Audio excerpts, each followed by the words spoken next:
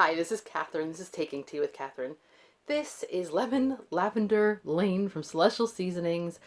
Finally, the last one of Lemon Lavender Lane. I had it so long, and I like it, but I just really needed to make more room. And I mean, it's that old. I really need to finish it anyway.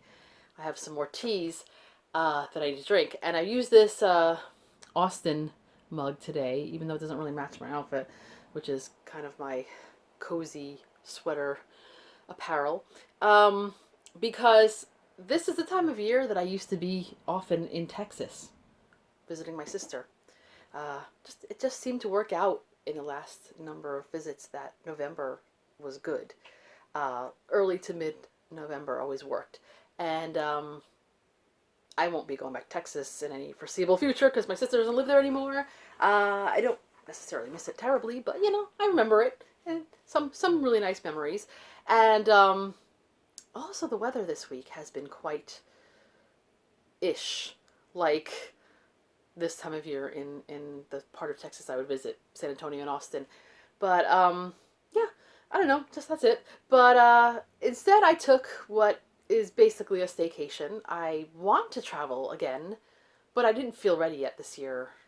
Probably, hopefully, I never want to say anymore because I remember when I first started early on in book 2, I was all, yes, I'm definitely going, whatever, and it got canceled. So, no, no making definite plans right now, but possibly in 2022 I'll do some traveling. But until then, I have had, a decent amount of time off, and when I take it, because I've been home so much, I like being at home, but I always feel like I need to go out at least a good portion of the time that I have off, if the weather is nice enough anyway, and just have a wander somewhere. And then I sort of feel guilty because there's a lot of things around the house that I could do, not just housework, but just other fun things I should be doing or catching up on. My reading this week has been just kind of okay, but you know what? It's also nice time off. It is sometimes just, let's just have fun. So I did end up going out a couple times. I am a grumpy person, as you may have noticed when you watch this channel. I'm cheerful and grumpy at the same time sometimes. Notice that even when I go out and, oh yeah, I'll go out to this little place, a pretty reasonable place for lunch, everything's just so expensive. I'm like, oh my goodness. So I've been a little, having to dial it down a little bit, but I did end up getting some books. So I thought I would do a book haul. I could probably do a haul including books I've gotten recently from Book Off, but maybe I'll put that off till another time, because that's just a lot, and that's usually occurring in my work time periods, because I usually go after work or whatever. So what happened was I decided to visit the day I did go to the city during my staycation, because usually I just stay, I don't mind going to the city, but often I just stay near home. I thought I'd go to Brooklyn at some point, but I haven't even done that yet. It's been a very long time since I've been in Brooklyn. If you're new to this channel, by the way, I live in Queens, the borough Queens of New York. So that's why when you hear me saying going to the city, I mean Manhattan. And there was, there's bookshops in Queens, but not too many. I did go, so just before I get started, I will show you something I did get in Queens in the Astoria bookshop. I just, for some reason, decided I've been eyeing this because I have one of the other books of this line or whatever you call it, but this was Antiquarian sticker book Bibliophilia, so it's got a lot of it's got actual stickers of book quotes. I already saw one from Northanger Abbey, one from Oscar Wilde, one from Keats, I think one from Proverbs, the Bible, so that's pretty cool. Oh, I just opened up one from Dracula. Listen to them, the children of the night, what music they make. Dracula, Bram Stoker, okay.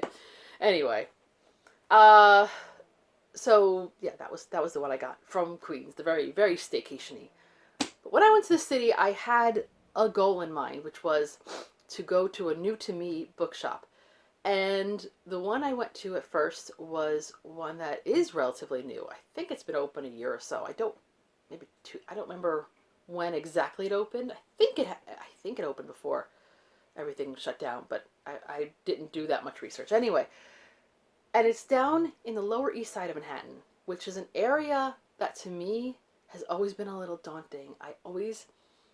I don't go there enough to get to know it well, and it's not really much in the realm of numbers. Like, you may pass by First Avenue at some point, or Second Avenue, but otherwise everything is just named streets.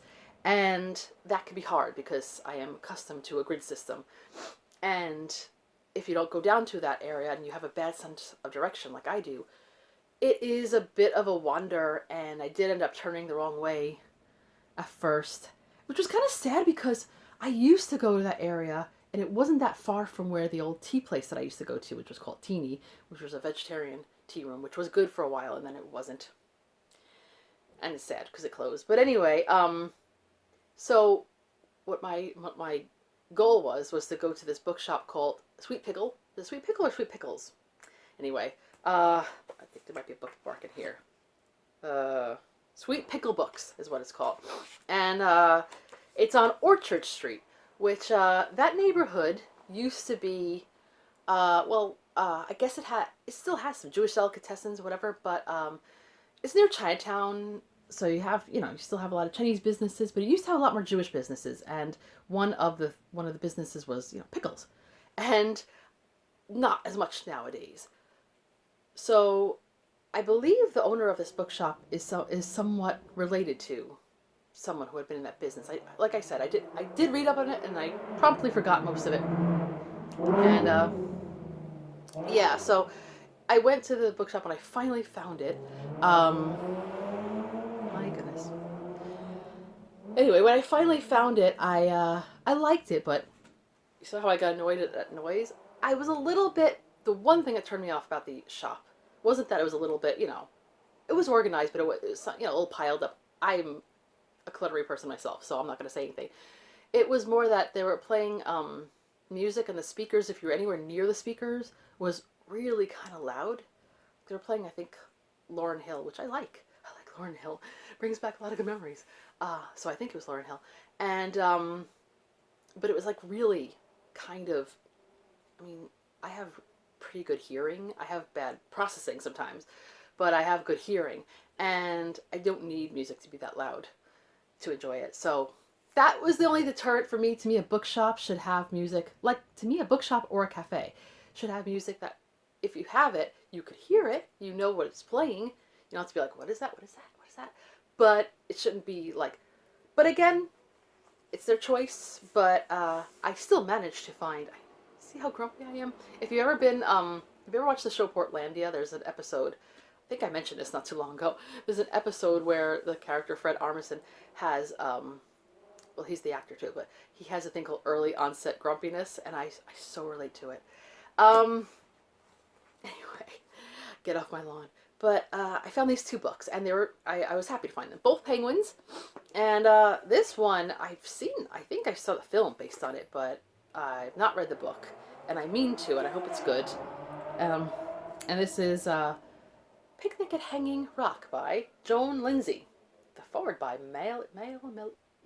Anyway, I looked at like when it was written, because I know it takes place in 1900, and I didn't realize that this let's see, this was published in 1967. So I thought because it took place earlier, I thought it was a much older book, but apparently not. So there it is. It's about these girls who go to a picnic, a college for young ladies, and people disappear. A few girls disappear. What happened? That's the basic deal. I think it's, a little bit dark in some ways, even though it looks very cheerful and everything. So I know I saw the film. I don't remember much about it because it's been a while, and I think it was one of those times where I was watching a film not paying a lot of attention. Anyway, but yeah, I want to read that at some point. And then this, of course, now that I'm back being friends with Charles Dickens again, anything I see of his that I don't have, I get a little excited about. And didn't expect to get this excited, but, I surprise myself sometimes. This was American Notes for General Circulation by Charles Dickens. So it's about when he travels to America, and he takes notes. And he talks about things that he observed. And I hear that some people didn't like what he wrote about it. So, because it says here, here he discusses everything from the comically uncomfortable sea voyage, oh boy, to American schools and prisons, character, and table manners. On the whole, he disliked what he saw, and wrote so frankly about it that American Notes was deplored by the New York Herald as the essence of balderdash, reduced to the last drop of silliness and inanity. Inanity? I can never say that word. All I know is anything that a New Yorker called balderdash, I have to find out more about. And yeah, I haven't read enough of his nonfiction. So that's Nonfiction November. I don't have a chance to read it now, but we shall see. So I got those there. And then I walked a while.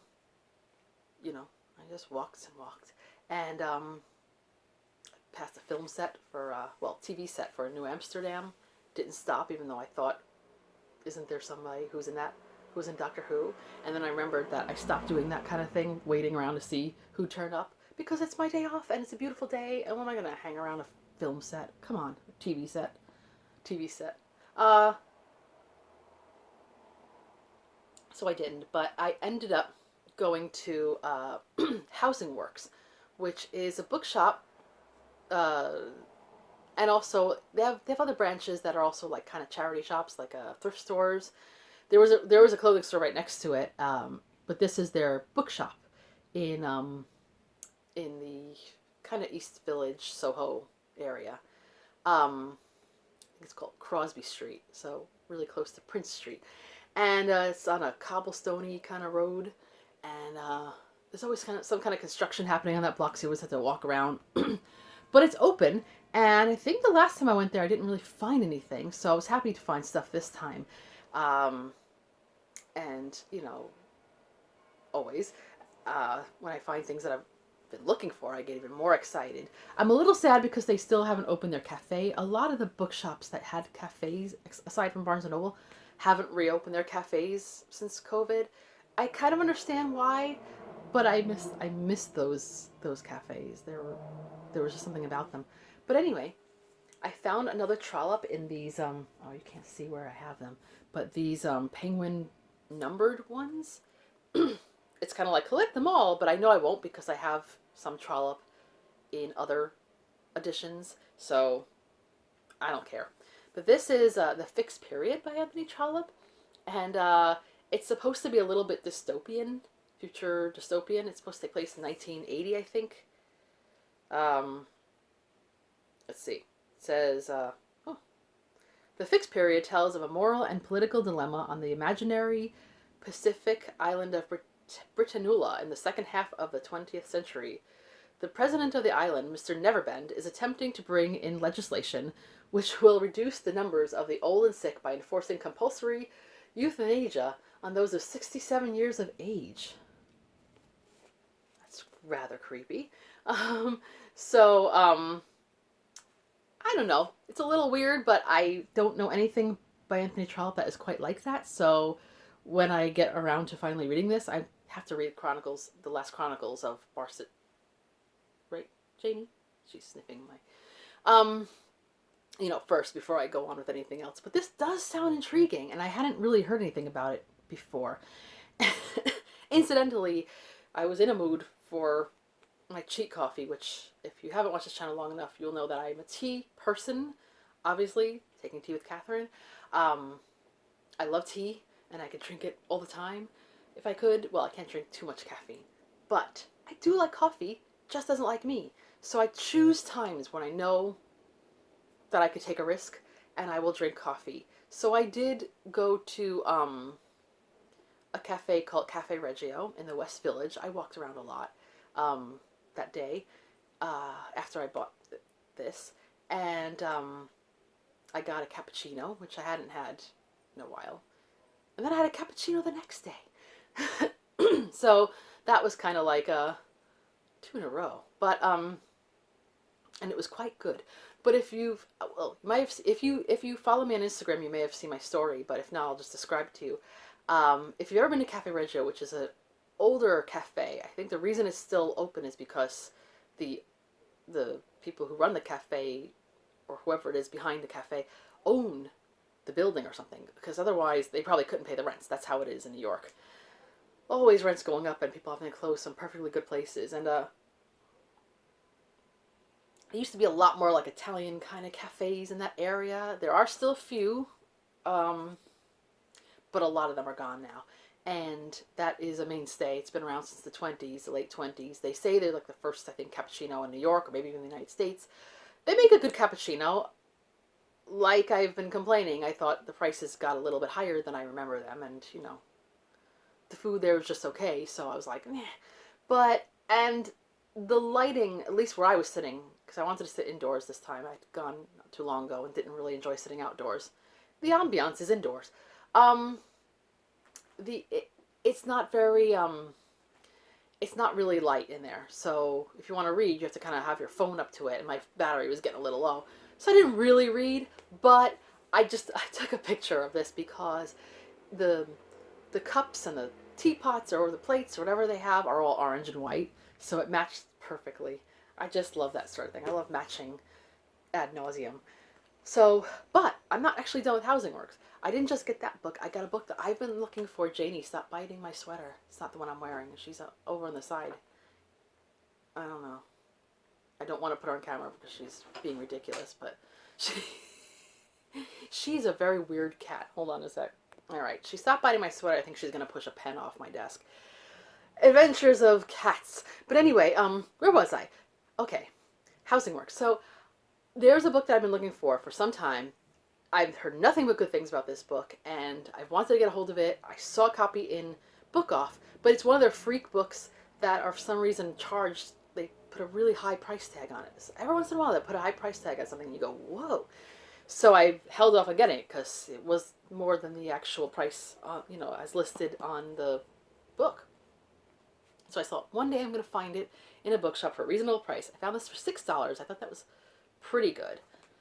Watch, now it'll be at Book Off for like $5.50 or $1, and I'll be like, ugh. But this is a really good copy. So, A Suitable Boy by Vikram Seth. And I've been Vikram Seth, yes. I've heard this is like a classic, a modern classic. You know what I mean? Like, you can't go wrong. It's so good.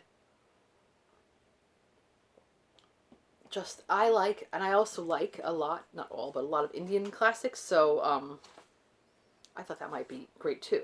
And I haven't read too many recently. I read some mysteries, but that's it. Oh, she's gonna knock over some things on my desk. Okay, I'm sorry, I'm being distracted. But it's 1,474 pages. That is really big. I think that feels like it's bigger than Les Miserables, right? Maybe? It's bigger than my Bronte biography, bigger than a lot of other books. So this would be something, if I start it, I don't know if I should do it at the same time as War and Peace, because that would be a lot. But it would have to be a commitment over many months. It's a chunky book, but I have heard that it's really good. So I'm happy to have finally gotten a hold of a copy. Book-wise, last but not least, is also one that I got not that day, but when I just happened to be walking around my neighborhood, but taking a bit of a walk. And I stopped into one of these kind of like thrift store places that I used to get a lot of stuff from, and lately I don't know what it is lately. I don't know if it was the whole COVID thing or what, but I find these places to be very claustrophobic, very stuffy, or there's other places that are just almost too spaced out, and I'm like, how is this a thrift store? I like thrifting sometimes, But then I went in there, I felt cranky, I didn't want to try anything, so I said, I'm going to look at the book section. And I saw this book. This does not look like a fun read, but I wanted to have it because I've seen it referred to so many times. And that is Edmund Burke, Reflections on the Revolution in France. This was written in, I think it was during the Revolution. So, let's see. It says, I think it said it was, why I don't see it now, I do not know, but I think it was around 1790-ish that it was written. So, it was still ongoing.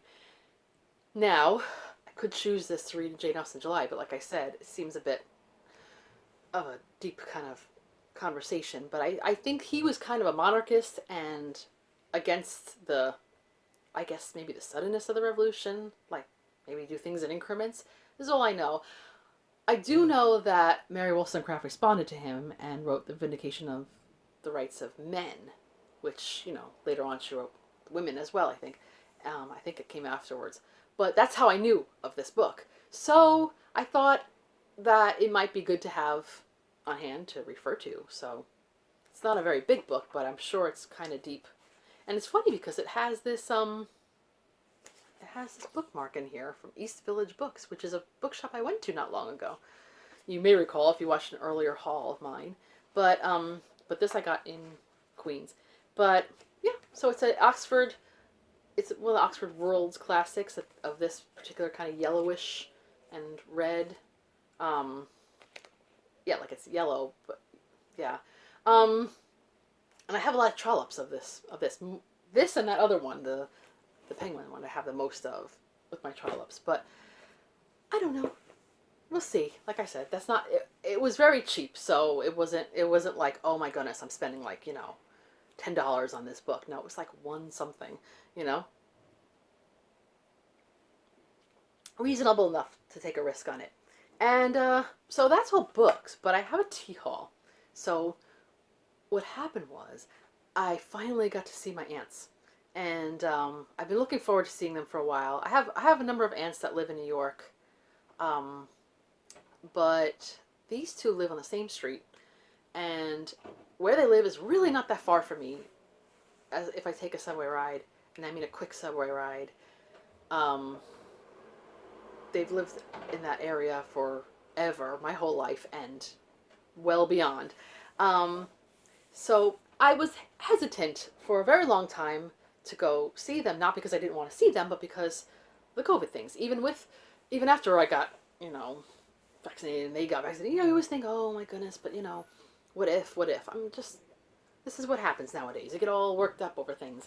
And so I had put it off, and finally, my sister, my older sister, who lives also not too far from me, who has been very, very, much more cautious than I've been. So, like, I'm cautious, but, you know what I mean? She's been, like, abundance, and she ended up seeing my aunts not too long ago, and I said, well, what am I waiting for?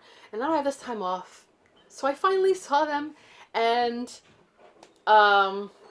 they, of course, love to give me stuff, which is very nice of them, and, they know I love tea, so that was one of the things, and, I very much appreciate tea, and they also like Downton Abbey, and and they knew I liked it too, so they got me these 3 Downton Abbey teas from the Republic of Tea. I think this was like the line that came out when the film came out of Downton Abbey, but I feel like the timing is good because now they're having another one coming out, I think in the spring, and the trailer just came out, like the early trailer, like a short one, which looks pretty good. I think I saw Maggie Smith in there. I was like, she's still going? Not Maggie Smith, but the character? Anyway, but, so I'll show you these teas. This is, speaking of Maggie Smith, you see that? With Lady Mary. And this says, Violet and Mary's tea. So it's their tea. Caffeine-free ginger mint herb tea. Now that is really good for the stomach. So that's good. I don't know what that has to do with them. I guess they're kind of spicy in their own ways. So this has got ginger, orange, bergamot, mint. Oh, interesting. Interesting. Lemon thyme, anise hyssop, anise seeds, and blackberry leaves. So that sounds really healthy and possibly very tasty. And then they got the Bates tea. Mr. Bates. I don't know. Sometimes they get me. Sometimes their story is just a little too much. It's like, can you just have a nice day? So this is premium plum pudding black tea. We shall see. I have had plum pear tea before. That was a black tea that I got in Covent Garden. So we'll see if it tastes anything like that. There they are.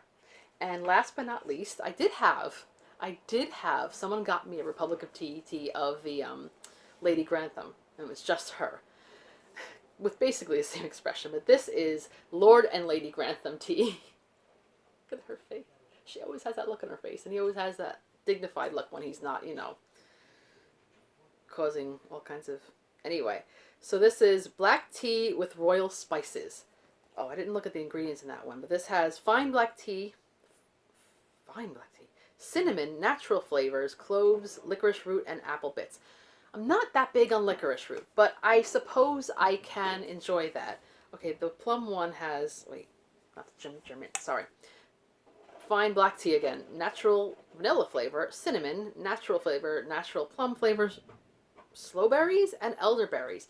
That actually sounds healthy. So that is the tea that I have.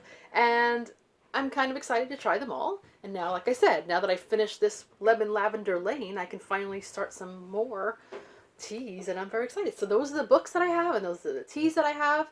Let me know if you've had any new teas lately, if you've ever had any of the Downton Abbey teas. If you're looking forward to the Downton Abbey coming out, because I kind of am, again. And if you've read any of these books, please let me know. I'm sure some people have read a Suitable Boy, etc. And that's all for now. This is Catherine at Taking Tea with Catherine. Have a lovely tea and book-filled day. Bye.